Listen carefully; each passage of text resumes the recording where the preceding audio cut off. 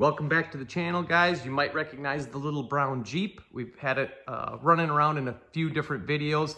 Today, though, you see it's up on the lift. That's because we got to do some brake work on it. Last time we had it out, the pedal basically, boom, went to the floor and we lost brakes. As you know with these, it's a single outlet master cylinder, and so that kind of does all the brakes. So if you lose one wheel or one line, you lose all the brakes. So I'm going to show you what happened, show you what we can do to fix it on the trail, and what I'm going to do to fix it more permanent. All right, so basically you can see this drum has got a lot of oil on it. I'm pretty sure we lost a wheel cylinder.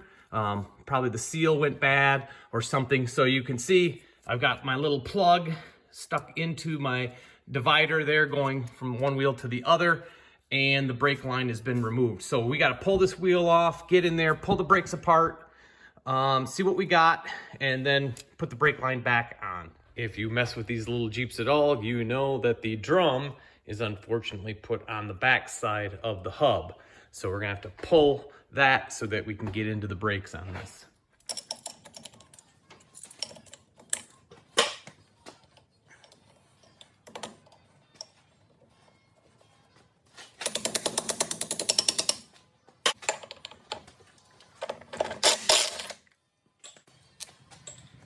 Okay, if everything is right on this, when you take that bolt off, it shouldn't just pop off. If it slides off, that means it wasn't seated or something else is wrong. Your shaft is wore, your hub is wore. So we're gonna get a puller on here, pop it off. Okay, so I got my 3-jaw puller on here.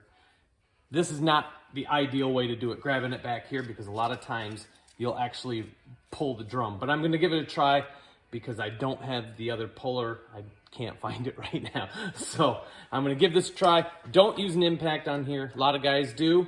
I have done it myself, but you can end up kind of wrecking the threads. So just do it with a wrench. Put some pressure on it, give it a few whacks.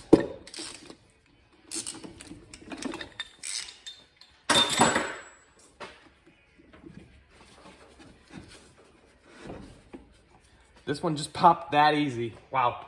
Okay, we'll see if we can get it off.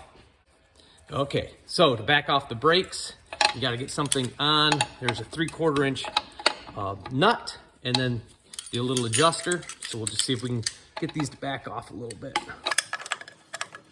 Okay, the jam nut's backed off.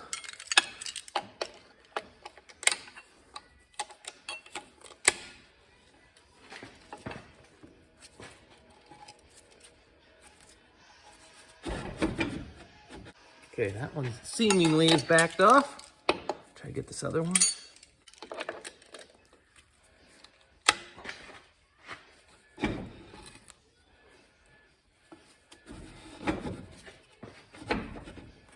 All right, we got that part loose. Now we'll back off the other ones up top here. Okay, 9/16 up here. Just back that down. And I will just keep using my vice grips. Okay, and that was enough right there to get it off. Don't lose the key. Okay, so there is our leak. Our wheel cylinder is leaking. Yeah, there we go. Oops. Yeah, see, she's just dribbling out. So this wheel cylinder is bad. I'll see if I got another one. Maybe we can just replace it, get everything primed back up, and be good to go. Okay, I'm just gonna take a second to show you what I think happened. So this side moves nice and easy, but this side was stuck. I got it moving now, but it was tight.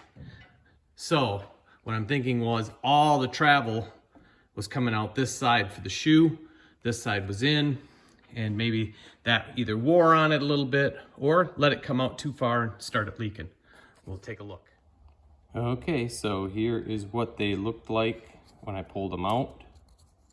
You can see this one's got quite a bit on it. The little rubber pieces don't seem to be horrible, but pretty much I'm gonna say that these wheel cylinders are junk.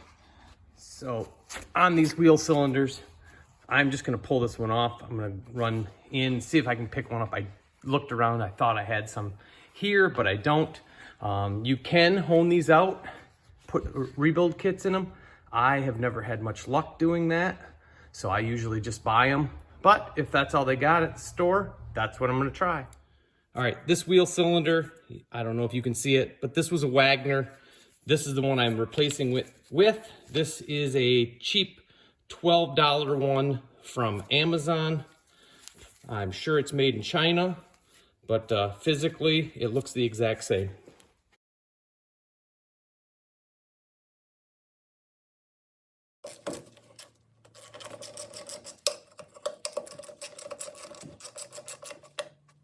All right, so I removed the brake line when I put this little plug in. That way I didn't have it just sitting there getting full of mud or anything like that. So this brake line is nice and clean. We just gotta pull out this little plug and we'll get the line back on. We'll get it bleeding.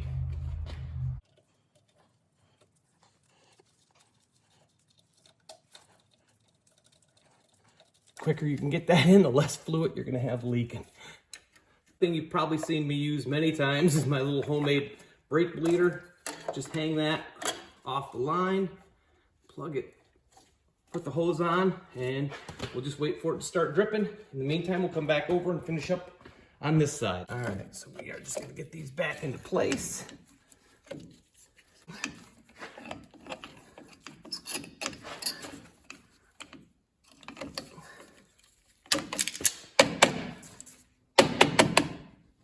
All right, springs all back in. We can actually put our drum back on. Now, I did mention making sure this was on correctly. So, because this thing is tapered, you want to put the key in this way. Because as it goes in, that cutout goes like that. So you want that little notch to be out. And then, washer. Get the key put in. I like to make sure that my cotter pin hole is straight up and down. It's just a little easier to locate it once you put the nut on.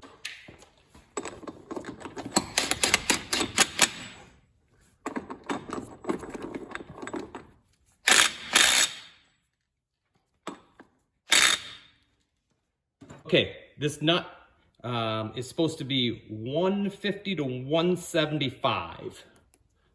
That cap off, get it back on the ground to do that. So we will leave the cap and the cotter pin right now. It's ready to drop in, but we'll see if we got any brake fluid coming on the back yet. All right, these are the components for the trail fix. And really you only need to carry 2 of them. So this is one I took out of an old junker a long time ago, and it's got the brake line is still in there. Somebody drove a nail right into it, and it works pretty good. It's very small, it doesn't snag on much. That's one way. So if you've got a broken line, you can take off that line and go back and plug one end of it, like I did in that T. This is the other way to do it. Just take, if your line is broken somewhere, if it's still decent enough, just fold it over, flatten about 2 inches, fold it, and then flatten that over. Don't go too far though, or these edges crack, and it'll start leaking brake fluid out of there. The other thing you want to have with you is one of these little unions. They're actually for a flare.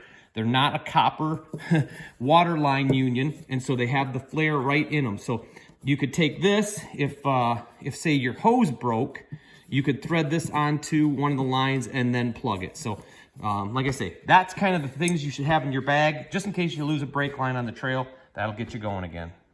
Okay, it's back on the ground. We got everything torqued back up. I had my assistant come out and she pumped the pedal for me while I bled that brakes. And so we got good brakes back on the little Jeep. So hope this video helps somebody out. I know it's not anything secret or mysterious on trail fixing some bad brakes, but hopefully it helps somebody. And thanks for watching.